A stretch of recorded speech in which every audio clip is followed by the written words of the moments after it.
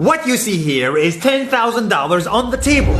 You can take this money as a loan, but I will charge you a little bit of interest rate. Like most people, you take the money and you go buy a nice car. But in 10 years, it's time to pay me back.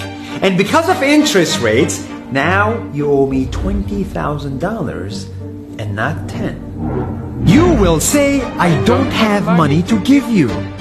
And if you don't, I take your car and a piece of your house.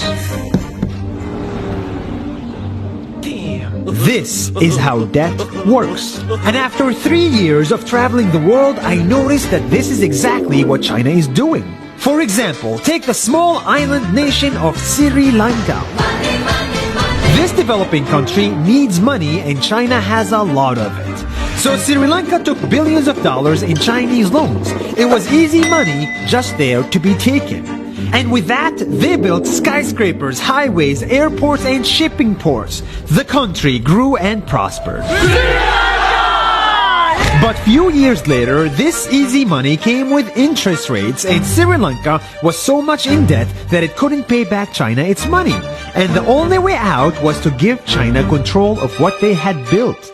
In other words, Sri Lanka lost a piece of its home to China because of debt.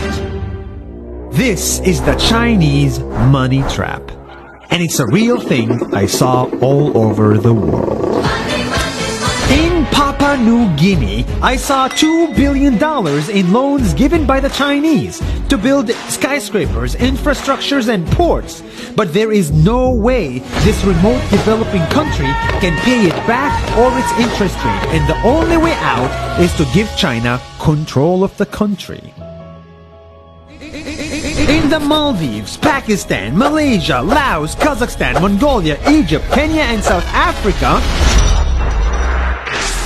the same thing is happening, and many countries are struggling to pay back Chinese loans. If you look closely, all these infrastructure projects like highways, ports, and bridges connect to China through the sea or through the land to form something far bigger, far more powerful than just a bridge.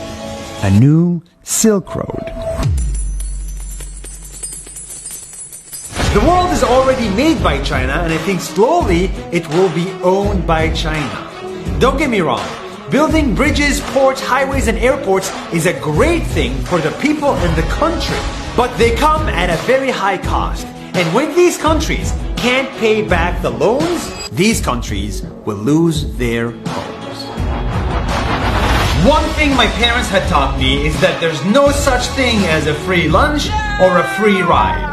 So if we're not careful with our money or other people's money, then we better start learning Chinese. 下周见。